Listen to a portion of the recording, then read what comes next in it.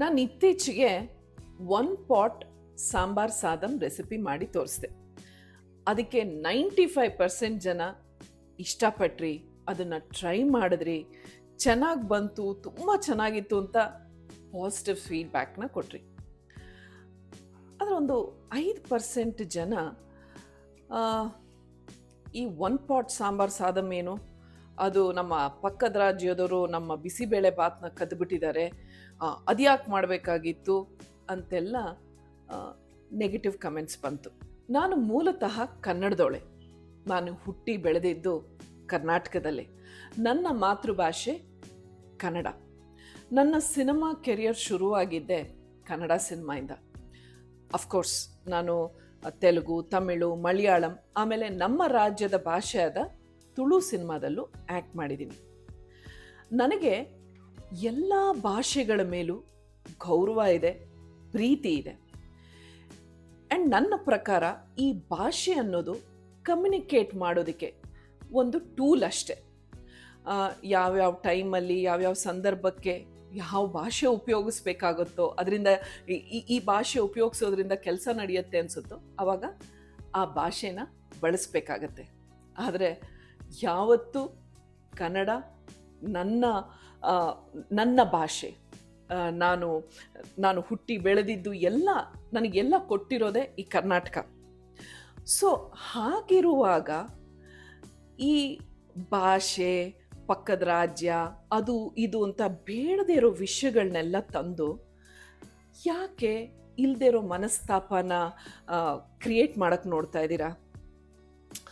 ನೋಡಿ, ಅದ್ರ ಜೊತೆಗೆ ಈ ಊಟ ಅನ್ನೋದೇನಿದೆಯೋ ಅದು ಅವ್ರವ್ರ ಇಚ್ಛೆಗೆ ಬಿಟ್ಟಿದ್ದು, ಅವ್ರವ್ರ ಇಷ್ಟ. ಅದು ಇವಾಗ ಮನುಷ್ಯ ಎವಾಲ್ವ್ ಆಗ್ತಾ ಹೋಗ್ತಾ ನಮಗೆ ನೋಡೋಕ್ಕೆ ಆ ಊಟಗಳು ಒಂದೇ ಥರ ಕಾಣ್ಬೋದು, ಆದರೆ ಅವರವರ ಒಂದು ಪರಿಸರಕ್ಕೆ, ಅವರ ನೆಸೆಸಿಟಿಗೆ ಒಂದು ಸ್ವಲ್ಪ ಬದಲಾಗ್ತಾ ಹೋಗುತ್ತೆ.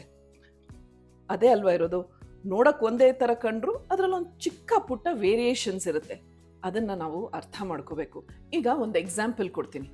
ದೋಸೆ ನಾವು ಅಕ್ಕಿ, ಉದ್ದು, ಮೆಂತ್ಯ ಹಾಕಿ ಮಾಡ್ತೀವಿ. ಕೆಲವು ಸತಿ ಬರೀ ಅಕ್ಕಿ, ಇನ್ನು ಕೆಲವು ಸತಿ ಬೇರೆ ಬೇರೆ ಧಾನ್ಯಗಳನ್ನ ಯೂಸ್ ಮಾಡ್ತೀವಿ.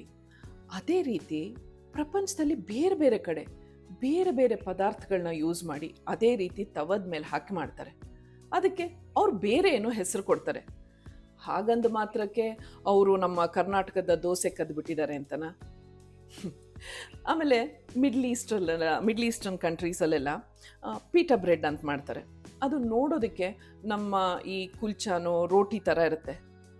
ಅದು ನಮ್ಮ ಚಪಾತಿ ಅನ್ನೋಕ್ಕಾಗತ್ತಾ ನಾವು? ಅಥವಾ ನಮ್ಮ ಚಪಾತಿನ ಕದ್ಬಿಟ್ರು ಅನ್ನೋಕ್ಕಾಗತ್ತಾ?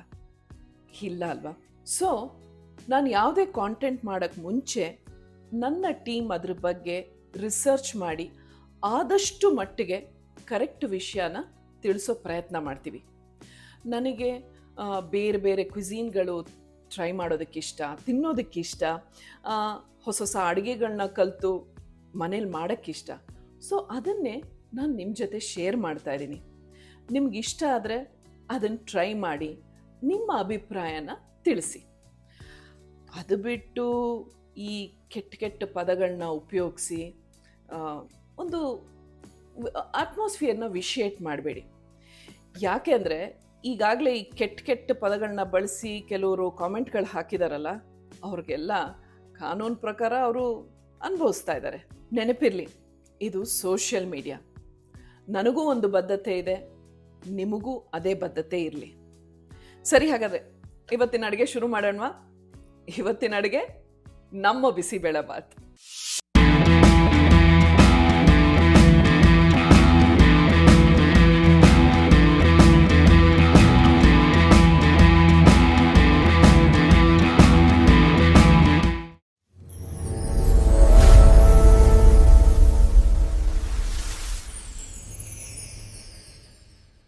SR Kitchen.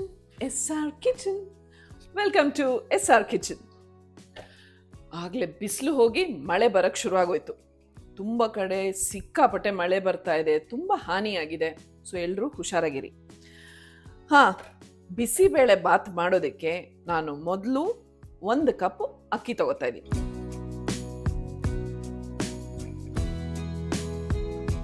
ಈಗ ಇದೇ ಕಪ್ಪಲ್ಲಿ ಅರ್ಧ ಕಪ್ಪು ತೊಗರಿಬೇಳೆ ಹಾಕ್ತೀನಿ. ಒಂದು ನಿಮಿಷ.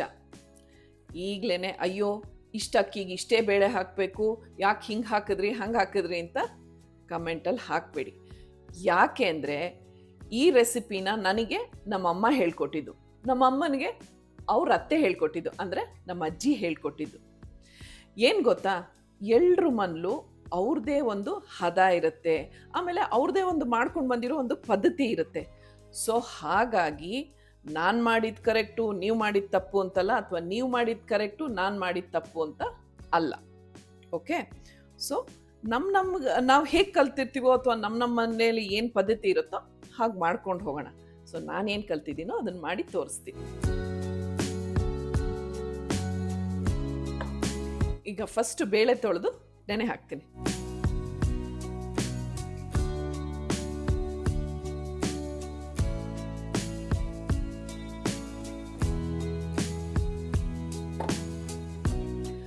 ಬೇಳೆ ನೆನೆ ಹಾಕಿದ್ದಾಯ್ತು.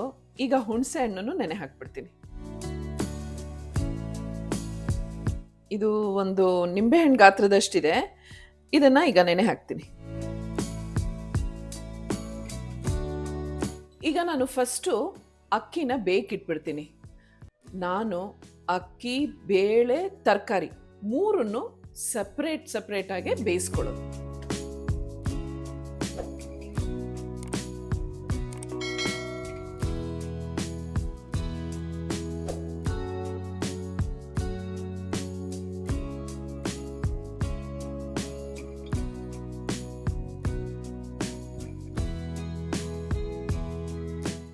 ನೋಡಿ, ನಾನು ಅಕ್ಕಿಗೆ ಸ್ವಲ್ಪ ಕಡಿಮೆ ನೀರಿಡ್ತೀನಿ, ಏಕೆಂದ್ರೆ ಅದನ್ನ ಸ್ವಲ್ಪ ಉದ್ರುದ್ರಾಗಿ ಮಾಡ್ಕೊಳಕ್ಕೆ.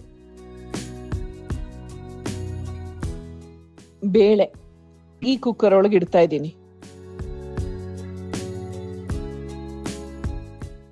ಬೇಳೆ ಬೇಯುವಾಗ ಒಂದ್ ಚಿಟಿಕೆ ಅರಿಶಿನ,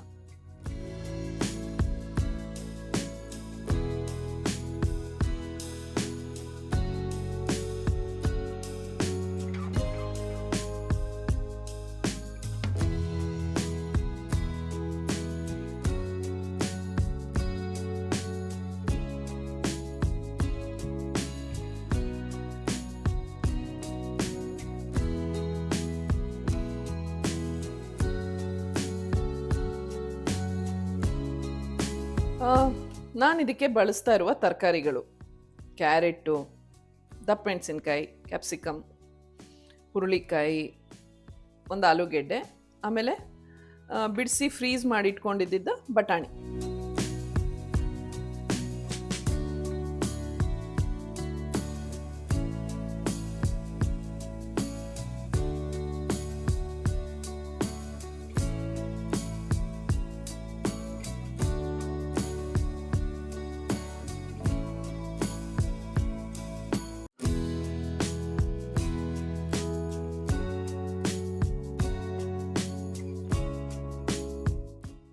ಈಗ ಅಕ್ಕಿ, ಬೇಳೆ, ತರಕಾರಿ ಮೂರನ್ನು ಒಂದೇ ಕುಕ್ಕರಲ್ಲಿ ಇಡ್ಬೋದಲ್ವಾ ಅಂತ ನೀವು ಕೇಳ್ಬೋದು.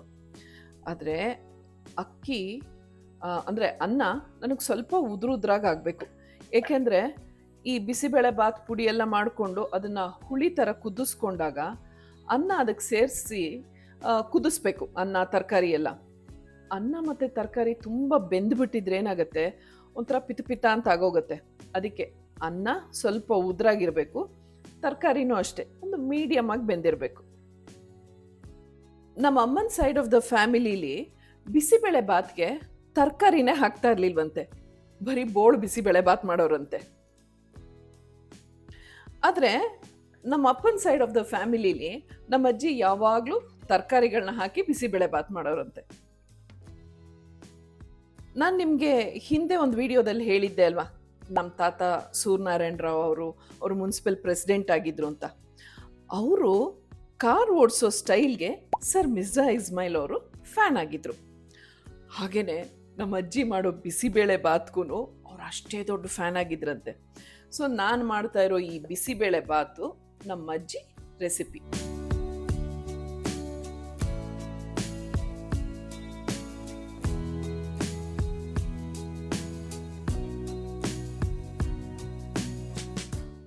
ಬೇಳೆನೂ ಅನ್ನನೂ ಬೆಂದಿದೆ, ಕುಕ್ಕರ್ ಆಫ್ ಮಾಡಿಬಿಡ್ತೀನಿ. ಈಗ ತರಕಾರಿನೂ ಬೇಯಿ ಹಾಕ್ಬಿಡ್ತೀನಿ. ಈ 2 ಕುಕ್ಕರ್ ತಣ್ಣದು ತರಕಾರಿ ಬೇಯೋ ಅಷ್ಟೊತ್ತಿಗೆ ಬಿಸಿಬೇಳೆ ಬಾತ್ ಪೌಡರ್ನ ಹುರ್ಕೊಂಡು ರೆಡಿ ಮಾಡ್ಕೊಂಡ್ಬಿಡ್ತೀನಿ.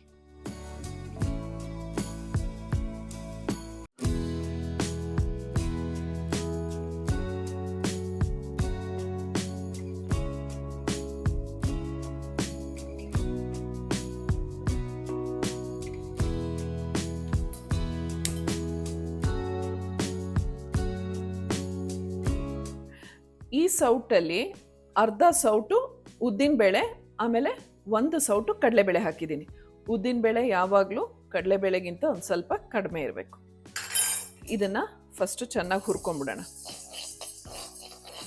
ಈ ಕಡಲೆಬೇಳೆ ಮತ್ತು ಉದ್ದಿನಬೇಳೆ ಆಲ್ಮೋಸ್ಟ್ ಇನ್ನೇನು ಕೆಂಪಗಾಗಿದೆ ಅನ್ನುವಾಗ ಕೊತ್ತಂಬರಿ ಬೀಜ ಮತ್ತು ಮೆಣಸಿನ್ಕಾಯಿ ಸೇರಿಸ್ತೀನಿ, ಯಾಕೆಂದರೆ ಅದು ಬೇಗ ಸೀದೋಗ್ಬಿಡುತ್ತೆ. ಅದಕ್ಕೆ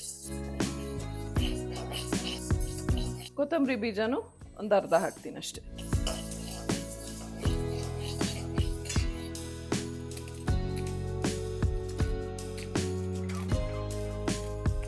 ಒಣಮೆಣಸಿನ್ಕಾಯಿ ಬಂದು ನಿಮಗೆ ಖಾರ ಎಷ್ಟು ಬೇಕೋ, ನೀವು ಸ್ವಲ್ಪ ಖಾರ ಜಾಸ್ತಿ ತಿಂತೀರಂದ್ರೆ 1-2 ಕಾಯಿ ಜಾಸ್ತಿ ಹಾಕಿ, ಮೀಡಿಯಮ್ ಅಂದರೆ ಅಡ್ಜಸ್ಟ್ ಮಾಡಿಕೊಂಡು ಹಾಕೋದಷ್ಟೆ. ಹುರಿದಿದ್ದು ಗಮ್ ಅಂತ ವಾಸನೆ ಬರಬೇಕು.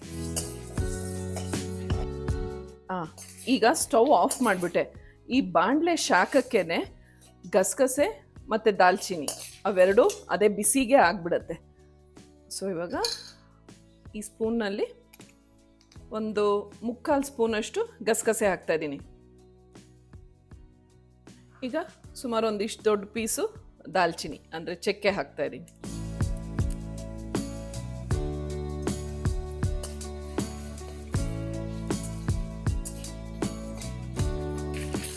ಈಗ ಈ ಹುರಿದಿರೋದನ್ನ ಒಂದು ತಟ್ಟೆಗೆ ಎತ್ತಿಟ್ಬಿಟ್ಟು ಕೊಬ್ಬರಿನ ಬಾಡಿಸ್ಕೊತೀನಿ.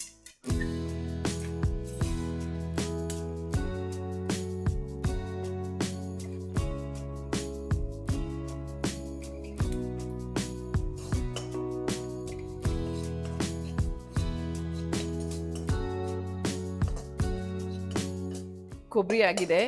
ಈಗ ಫಸ್ಟು ಈ ಹುರ್ಕೊಂಡಿದ್ದನ್ನೆಲ್ಲ ಪುಡಿ ಮಾಡಿಕೊಂಡು ಲಾಸ್ಟಲ್ಲಿ ಕೊಬ್ಬರಿ ಸೇರಿಸಿ 1 ರೌಂಡ್ ಗರ್ ಅನ್ಸೋದು.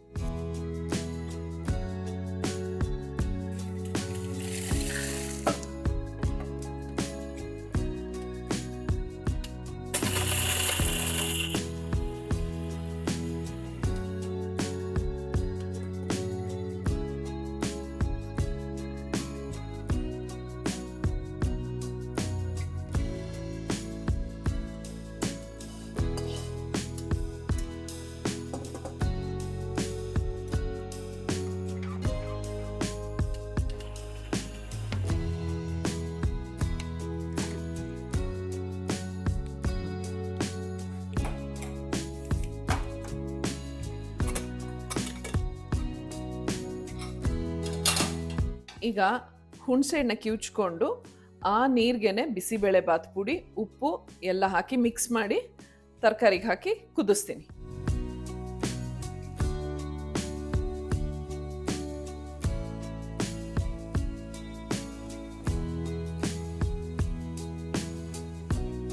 ಈ ಪೇಸ್ಟು ಆದಷ್ಟು ನೀರಾಗಿರಬೇಕು. ಈಗ ರುಚಿಗೆ ತಕ್ಕಷ್ಟು ಉಪ್ಪು,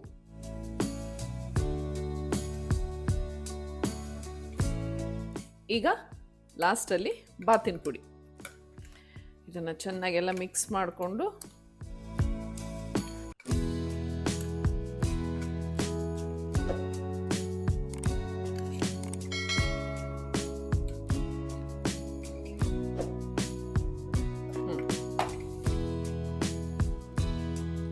ಈಗ ಇದನ್ನು ಮಿಕ್ಸ್ ಮಾಡಿದ್ದನ್ನು ತರಕಾರಿಗೆ ಸೇರಿಸ್ತೀನಿ. ಈಗ ಇದು ಒಂದು ಕುದಿ ಬರತ್ಲು, ಆಮೇಲೆ ಬೇಳೆ ಅನ್ನ ಸೇರಿಸ್ತೀನಿ.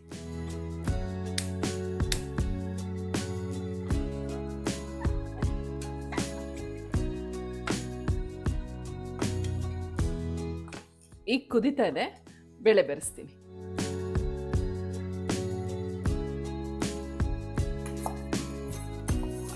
ಬೇಳೆ ಸೇರಿಸಿದ್ದಾಯ್ತು. ಈಗ ನೆಕ್ಸ್ಟು ಅನ್ನ.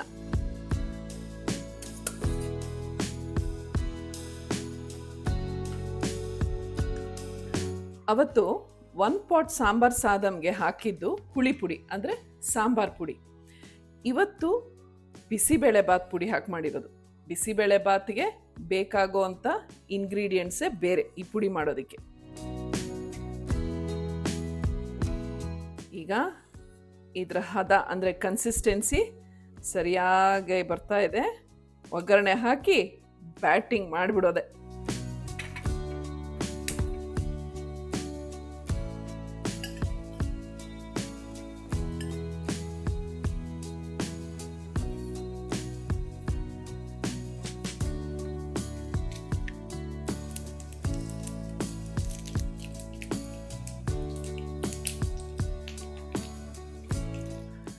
ಸಾಸಿವೆ ಮೆಣಸಿನ್ಕಾಯಿ ಒಗ್ಗರಣೆ ಆಯಿತು.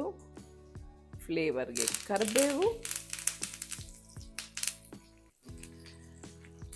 ಈಗ ಇದನ್ನು ನಮ್ಮ ಬಿಸಿಬೇಳೆ ಬಾತಿಗೆ ಸೇರಿಸಿದ್ರೆ ಬಿಸಿಬೇಳೆ ಬಾತ್ ರೆಡಿ.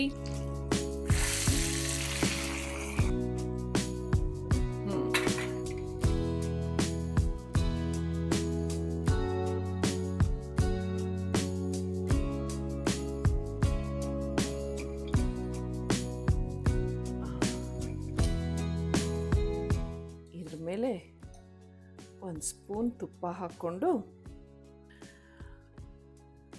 ಇದ್ರ ಜೊತೆಗೆ ಚಿಪ್ಸೋ ಅಥವಾ ಟೊಮೆಟೊ ಮೊಸರು ಬಜ್ಜಿ ಜೊತೆ ತಿಂದರೆ ಸೂಪರಾಗಿರುತ್ತೆ. ಆದರೆ ನನಗೆ ಹಾಗೆ ತಿನ್ನೋಕ್ಕೆ ಇಷ್ಟ.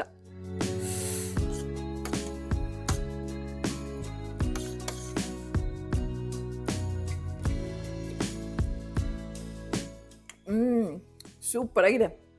ನೀವು ಈ ಬಿಸಿಬೇಳೆ ಬಾತ್ನ ಟ್ರೈ ಮಾಡಿ ಹೇಗಿದೆ ಅಂತ ನಂಗೆ ತಿಳಿಸಿ. This is journey of life positively with smiles and love. Tata.